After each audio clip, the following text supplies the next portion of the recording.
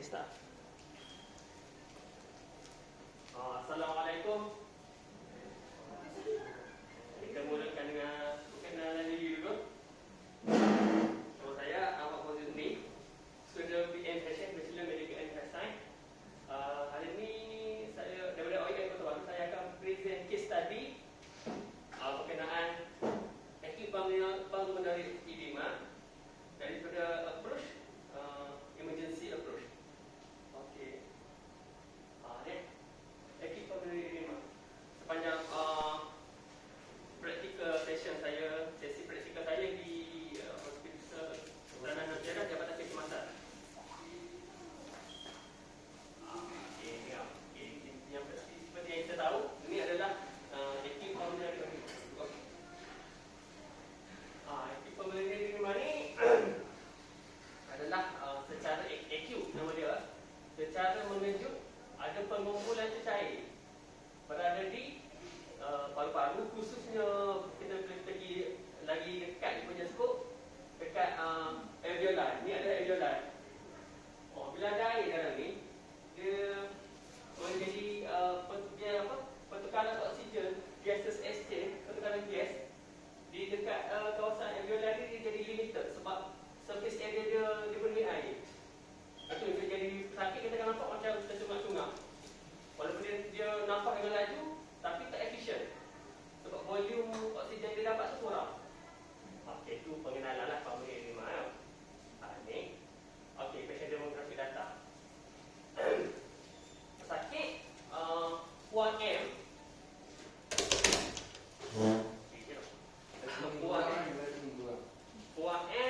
Datang ke kecemasan, berumur 70 tahun, perempuan.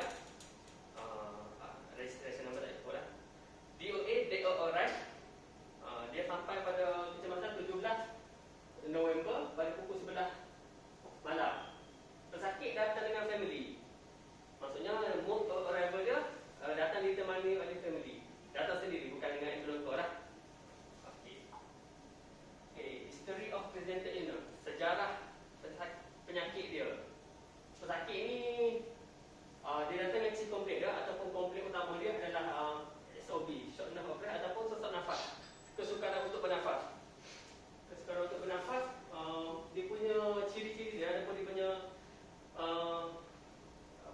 expression dia adalah sakit sesak nafas tu datang dengan tiba-tiba bermula pada 2 hari yang lalu.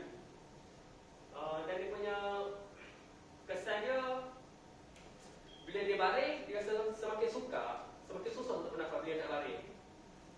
Kesukaran bernafas lagi teruk bila dia baring ataupun buat kerja. Okey, kita salah satunya adalah paroxysmal nocturnal dyspnea ataupun PND. PND ni nocturnal tu dalam waktu malam. Jadi pesakit biasanya tersedar waktu malam. Bila dia tengah tidur, dia tersedar sebab dia sesak nafas. Ni kita panggil PND lah. Memang common sangat untuk pesakit yang peluk-peluk lah ataupun APO. Patient ada batuk dengan kapak yang berkuih, warna putih, frosty. Octopnea adalah sesak nafas bila baring. Pesakit rasa anxiety, rasa tak sedap duduk lah, resap gelisah. Bibir dia bluish, bibir dia pucat sikit. Bila kita cek dia punya nadi, irregular, sebab pesakit dia kata dia berdebar-debar. Bila kita buat bila datang kat counter triage, kita buat ABQ, kita tengok patient tu daripada atas ke bawah. Kita cek kaki dia, ada edema lah, beating edema yang kita tekan 10 saat dekat dia punya bilateral limb, bawah kaki. Dan lepas 10 saat tu, dia punya lekuk tu tak keluar balik. Skin dia maintain lekuk dia. Sakit, dia kata dia ada muntah, dia ada demam padan, cerit-cerit dan dia nafikan ada kontak dengan COVID lah. Dalam masa 2 minggu, pesakit ni kata dia mengadu kencing dia makin kurang. Okey, past medical history. Sejarah perubatan medikal dia, pesakit ni adalah diabetes selama 7 tahun, memang uncontrolled, memang tak. Jadi tak ada pantangnya. HbA1c dia pada previous admission adalah 7.6, memang tinggi kan. Sebab kita punya ni 6.5. HbA1c kita punya baseline dia adalah 6.5. Okay, fashion ni dia on OHA, oral hypoglycemic agent, ubat dia. Tapi dia tak memilih untuk insulin sebab dia ada masalah dengan visual, dengan mata dia, mata rabun. Jadi dia menolak untuk rawatan insulin. Pesakit ni juga ada chronic kidney disease, memang diagnosis stage 4 dengan proteinuria 4+, memang sangat teruk lah. Kata USME, proteinuria 4+ ni sebenarnya kemungkinan sangat bocor lah. Protein ni saiz dia, zarah dia besar, dia tak boleh lalui bomba kapsul dekat nefron tu. Kalau zarah yang besar boleh lepas dekat nefron punya filtration tu, maksudnya bopingan dia ada masalah lah. Ini juga ada sejarah darah tinggi, ada masalah jantung, CCF ataupun cardiac congestive failure. Dengan ejection fraction dia 58, masih okey lagi lah. Moderate bilateral regurgitation dan valvular atrial fibrillation. Dia punya injak dia masih lagi berbunyi dengan baik lagi. Sakit ada juga masalah kolesterol, LDL tinggi dan gout. Okey, sejarah lain, sakit ni tiada sebarang pembedahan. Sejarah family dia, keluarga dia, mak dia ada kencing manis dengan darah tinggi, ayahnya hanya ada diabetes saja. Social history, telah berkahwin, ada 4 orang anak, 3 perempuan, 1 lelaki. Acting independent, sebelum ni dia memang boleh buat aktiviti daily living dia dengan sempurna lah. Dia tidak memerlukan sebarang bantuan, maksudnya pergi tandas makan semua, tak perlu assist. Seorang pesara guru. Social history, okay. Ubat yang dia on sebelum ni adalah Cardioprim. Di previous dia punya ni, dia ada masalah valvular AF, dia ada CCF, dia ada Cardioprim, amlodipine, colchicine untuk dia punya gout, furosemide untuk dia punya ni CKD, sublingual GTN standby saja sebab dia ada valvular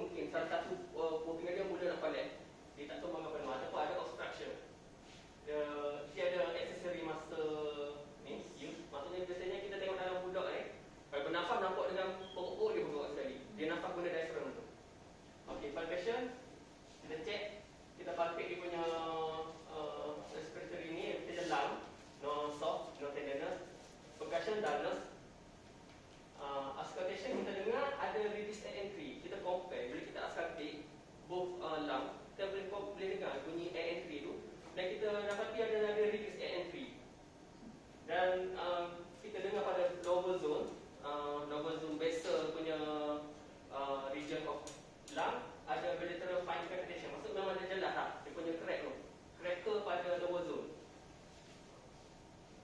Okay, fine kita okay. Cardiovascular inspection, tercek dia punya circulation dia okey. Dia tiada pucat, tak ada distended jugular vein dekat leher tu. Hanya ada bilateral lower limb edema. Patient palpitation dia, kita palpate dia punya nadi, good volume, CRT less than second, heart rate 80, warm periphery. Auscultation kita dengar pada effect jantung dia, 2 rhythm normal lah, normal rhythm duduk je. Okey, untuk GI, gastrointestinal tract inspection not extended lah. Kita tengok tak ada barang lekuk-lekuk, kembung-kembung, urat-urat semua kat perut. Kita palpate soft tender, auscultate normal bowel sound. Peristalsis movement tu yang normal punya, bunyi pergerakan kausennya normal. Bila kita tu tiada mass apa-apa lah. Okey, management untuk sakit ni. Sakit ni decrease ke red zone dan dibawa dengan wheelchair oleh PPP decrease. Kenapa red zone? Sebab kita tengok dia teknik ni dan dia punya SPO tu dia sangat rendah. Macam ni belly ada yang ibarat kata gasping. Dia perlukan immediate intervention. Biasanya kita masuk red zone ke KFO ni, kita akan fokus untuk pergi bagi NIV lah. Ataupun kalau worsening sangat, kita mungkin kena buat respiratory protection. Kita buat intubating. Okey. Danger. Kita akan bincang tentang management ni dari segi DA, DRTBC. Primary survey. Okay, danger. Pesakit kita letak atas katil, follow the position dan kita kunci. Staff kena pakai PPE, mask, glove and untuk profession. Sebab pesakit ni walaupun dia deny ni, sebab dia respiratory punya masalah, kita kena risau lah. Takut dia ada masalah COVID semua. Dan juga kita samakan, kita lindungi staff. Okay, respon patient alert, conscious, GCS full, I5, verbal 5, I4, verbal 5, movement 6. Maksudnya dia sentiasa buka mata. Bila dia tanya dia respon terus, verbal dia dan motor dia, siswa kat tangan dia berangkat. Okey, airway kita check airway dia, airway better lah, clear. Dia ada sebarang block ataupun abnormal pada dia punya airway, tak ada obstruction, patient able to talk. Kita prop up, follow position. Okey, dari segi breathing, patient respiration rate, taking ni lah 32. Patient unable to speak info sentence masa kita ambil history. Dan patient history taking disambung oleh relative dia sebab kita rush dia ke critical zone. Masa kita nak ambil, dia pun nafas dengan laju. Kita rasa baik kita sambung history dengan daripada anak dia, waris dia. Sakit tu kita boleh fokus pada treatment saja. Jadi mula-mula sekali sampai ke ni, kita bagi patient high flow mask ada dengan reservoir dan non-rebreather. Oksigen sebenarnya 15 liter per minit. Non-rebreather tahu kan? High flow mask yang ada valve dekat tepi ni. Maksudnya dia tak bagi itu oksigen tu keluar. Kita bagi 15 akan masuk. Okey, sambung daripada ni, sambungan dia. Dari segi circulation tadi kita check daripada ni. Breathing, kita assess circulation dia. Kita ambil circulation untuk ni, kita ambil vital sign. Ni BP dia, vital sign dia, SpO2 dia, temperature and pressure tadi. Pain score satu lah, dia memang tak ada apa sakit-sakit apa. Dan kita, bila sampai ke red zone, kita attach cardiac monitor, show sinus rhythm. Kita buat ECG, sinus rhythm. Dia patient ni ECG dia ada T wave pada lead 2 dengan lead 1 dengan AVL, Q wave pada lead 3, V1, STD press pada V5 dengan V6. Tapi kita compare dengan dia previous admission adalah sama. Maksudnya dia tak ada evolving changes. Jadi kita consider pesakit ni normal lah dari segi jantung dia sebab dia tak ada perubahan daripada baseline dia masa dia discharge dulu. Okey, intervention at red zone. Apa yang kita buat dekat red zone? Kita pasang granula. Granula ni grey ke atas, grey dengan orange. Sorak dan kita ambil darah, kita ambil FPC, kita ambil ABG, bioscrap dengan glucometer. Okey, pasal patient ni kita sebab kita boleh gasping, dia memang sangat perlu oksigen walaupun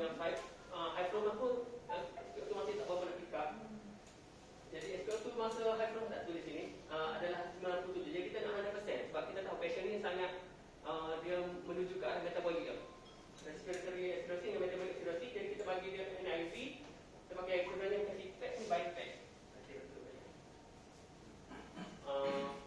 Setting dia adalah 10 cm H2O, rate 12 dan FiO2 tu adalah pressure. Oksigen kita bagi concentration adalah 100 batu. Lepas tu kita buat cardiac monitoring, kita pasang CBD untuk IO chart sebab kita nak monitor, kita nak flush out dia punya water ataupun fluid dalam badan dia. Kita buat uric FME, kita buat chest x-ray, kita buat lung ultrasound. Okay, continuous management. Drug yang kita bagi di sini adalah kita bagi IV furosemide, QIV. Kita akan flush out, eliminate semua dia punya excess fluid dalam badan dia. Kita bagi IV BTN, 10 mg in 20 ni infusion lah, around 3 ml. Kita bagi subcutaneous therapy, 8 unit rescue dose. Okay, referral kita refer kepada medical untuk admission. Jadi pengurusan kecemasan refer kepada nefro untuk dia punya management CKD dia, dan refer NS untuk dari segi assess dia punya conscious level. Depression ni perlu intubate ke tidak? Biasanya NS yang akan tengok ni, NS akan turun ke bawah. Rescue dose tu dia sama je. Kita sekadar bagi step dose je. Sebab patient ni tak pernah ada insulin. Kita nak lowering dia punya glucose meter. Nanti kita tunjuk apa dia punya result. Sebab ni daripada intervention saja, result dia perlu cari. Okey, ini investigation. Okey. Full blood count, white blood count dia sedang putih dia ada 6.8 normal. HB dia 12 normal. Platelet dia pun normal. Maksudnya dari segi ni dia tak ada, kita boleh conclude sini dia tak ada infection lah. Views, urine dia 14 tinggi, potasium normal, creat dia tinggi. Jadi kita tahu sakit ni memang ada masalah CKD. Okey, ABG ni tricky sikit lah. ABG dia, pH dia 7.18, PCO2 ataupun partial pressure carbon dioxide dia 52. HCO3 tu adalah bicarb 17.8. Sini nanti akan ada nanti terang. Dia infection metabolic acidosis. Dia ni adalah uncompensated. Sebab dia punya pH dia adalah acidic. Partial pressure dia untuk carbon dioxide adalah acidic juga. Bicarb pun acidic juga. Semua menuju ke arah acidic. Jadi dia adalah metabolic acidosis. Urine FME dia turun sikit daripada sebelum ni. Dah jadi 3 lah. Lung ultrasound ni kita buat fast scan dia sebenarnya. Dia ada bedside scan. Fast focus assessment, sonography for trauma, ultrasound. Kita cek ada bilateral pulmonary edema dengan benign appearance. Benign appearance ni tak sempat nak ambil gambar sebenarnya. Memanglah bila ni, tapi sebenarnya susah lah untuk kita interpret daripada doktor ni. Untuk ECG yang tadi lah, same daripada baseline sebelum ni. Okey, untuk X-ray, X-ray saya tekan sikit lah. X-ray ni, okay, kita tunjuk dulu. X-ray ni X-ray patient. Saya ada buat kira-kira siap-siap itu. Okey, kita tunjuk apa yang kita boleh nampak daripada X-ray ni. Ni ada finding dia. Kita cek X-ray, di patient ni ada increase of cardiac size. Apa yang macam mana kita kata increase tu? An increase in cardiothoracic ratio ataupun cardiac synovial synovial macam tu lah, size. Okey, dia punya kadar tu tengok ni biasanya kita measure untuk patient ni ada cardiomegaly tu. Kita tengok dia punya size jantung dia. Size jantung dia ni adalah 159 mm. Dia punya ratio untuk dada dia sampai sini ada 200. Jadi patient ni cardiomegaly sebab dia punya ratio ni ada lebih 50%. Jadi kita consider patient ni ada cardiomegaly, bengkak mungkin sebabkan air yang banyak lah. Biasanya cardiomegaly ni sebabkan pengumpulan cecair. Jadi ini adalah kita nampak yang abnormal pada X-ray dia. Dan satu lagi kita tengok blunted over costophrenic angle. Biasanya disebabkan pleural effusion. Okey. Biasanya X-ray kita tengok dia akan nampak sharp tajam warna hitam sini. Bila dia nampak kabur sini, ni blunted. Blunt ni tumpul. Dia patut sharp tajam gini. Bila tumpul maksudnya kat hujung ni, vessel lower zone punya ni ada ada tapungan air. Jadi bila kita tengok ada tumpuk pada sini, maksudnya di sini ada tapungan air yang kita terbelangkat tu, maksudnya showing ada pleura edema lah, ada tapungan air pada pleura cavity. Okey. Ada pleura effusion sini, ada pengumpulan cair pada sini. Sama belah sini sebab dia ada jantung sakit. Tapi ni dia tumpuk juga ni. Dua-dua tumpuk. Okey, satu lagi bilateral upper lobe diversion. Kita ni pada ni. Yang sini pada sini ah. Diversion ni pada sini, tumpuk-tumpuk ni. Okey, ni extra finding. Okey, continue management dia. Okey, kita investigation kita check scan, patient go blood. Orang patient ni dia kata dia tak makan lagi. Memang dia tinggi lah. Okey, impression kita ataupun yang kita boleh jangka daripada ni, kita suspect macam banyak lah. Diagnosis yang mungkin terjadi ada pneumonia, acute pulmonary edema, CCF, asma, sebab dia datang dengan kompleks SOB. Daripada first impression dia sakit SOB ni yang memang fikiran kita, dia sakit SOB. MI, PTB, dia pleural effusion. Okey. Tapi final diagnosis daripada EV kecemasan, kita diagnose patient ni acute pulmonary edema secondary to accelerated hypertension, poor restriction of fluid, metabolic acidosis secondary to chronic kidney disease. Second stage 4 patient ni dia masih ada urine tapi dia reduce saja. Sebab tu kita patient macam ni kalau dia masih ada urine sekadar reduce, kita akan cuba try dengan first mic tu. Kalau ada keluarnya cecair, maksudnya dia masih lagi boleh eliminan air. Jadi kita tak perlu pergi pada hemodialisis lah. Patient ni boleh buat dengan drug treatment saja. Okey, discussion lah. Discussion ni kita bincang balik. Acute pulmonary edema, kita tengok definisi daripada Povey and Allen daripada dia punya jurnal dia. Dia kata dicirikan oleh sesak nafas, hypoxia, secondary to fluid, pengumpulan kepada cecair dalam paru-paru yang menyebabkan pertukaran gas terganggu dan dengan paru-paru sekali. Okey, furosemide. Discussion ni kita bincang balik apa yang contoh yang pelik-pelik sikit ada. Kita terangkan balik. Furosemide ada menggunakan et al. Kan et al ni kan kawan-kawan dia lah. Dia punya ni.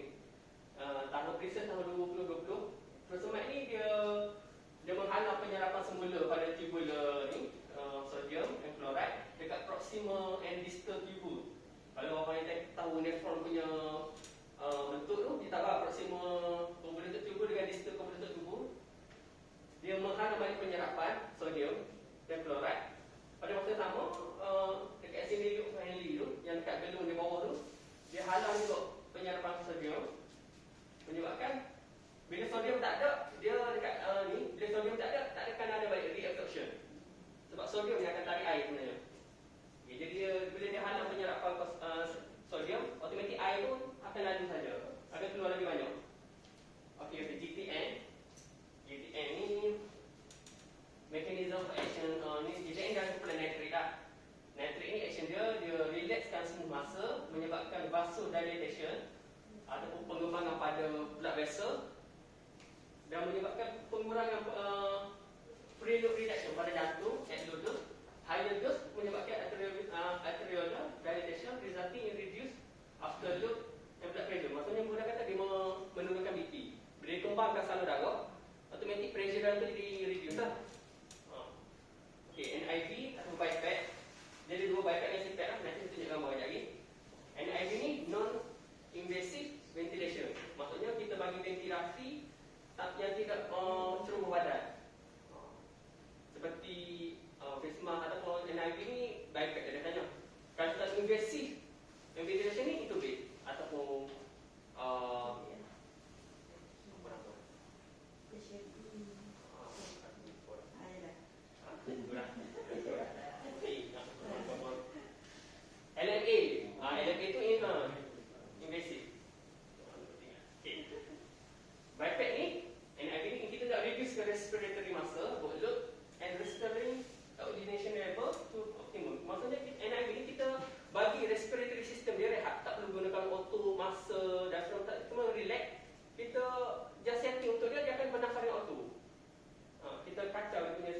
dia punya respiratory, bagi rehat dia punya masa dia, dan kita nafaskan dia. Okey, ni CPAP ataupun dengan BiPAP lah, level beza dia. CPAP ni dia continuous, tapi kita tak boleh setting respiration rate. BiPAP ni kita boleh setting respiration rate. Maksudnya kalau contoh sakit kita nampak tu take ni, tapi SPO2 tak pick up. Dia nafas dengan laju tau, tapi SPO2 tak pick up. Jadi bila dia nafas terlalu laju, dia menyebabkan dia dapat masalah lain pula. Contoh dia akan dapat respiratory alkalosis sebab terlalu banyak carbon dioxide. Okey, BiPAP ni kita boleh setting. Jadi pesakit tu kita boleh set up. Kita nak normal. Bila kita BiPAP kita aim respiratory rate yang normal 12 hingga 20. Jadi kita boleh setting ni, setting tadi kita buat 13 per minit. Kita nak pesakit tu nafas dengan normal, long and deep breath. Kita tak mahu dia nafas dengan laju. Kita nak kurangkan dia punya teknik dia. Jadi BiPAP lah sebab pesakit teknik. Sebab kita boleh setting dia punya ni. Ni maksudnya ni. Ni adalah posture training angle dia normal, dia akan sharp begini. Okey, bila dia blunted tumpul gini, kita tak nampak dia punya curve dia. Maksudnya ni adalah blunted lah, tumpul lah. Beza dia sana situ sharp, sini tumpul. Ini menandakan dia ada fluid efficient. Dia sama ke? Ni saya ambil kat Google. Sebab pasal sakit punya dia lain. Dia nak tunjuk apa beza sharp normal punya posture training angle dengan blunted. Ingatkan bagi lesi okey dah. Ini macam tu sekianlah saja slide saya. Ada apa-apa soalan? Dah passion tu gimana kan? Passion ni admit what medical. On LSC efficient je lah. Passion tak ada buat HD lah. Sekadar saya tengok management tak ada buat HD. Sebab dia boleh lepas dia bagi furosemide. Passion ni kencing dia 300 ml. Lepas tu kita pasang TBT, kita nak tengok street iron. Iron chart kita nak tengok input output dia. Iron chart kan. Tak boleh berjaga lah. Sebab passion ni dia masih paling kencing. Cuma dia reduce lah sebab lama, sebab dia uncontrol diabetes. Jadi kita kena correct diabetes dia dulu. Baru dia tak ada masalah dengan kencing lah. Okey. Ada cik? Patut tak panggil orang kau. Okey, tu je lah.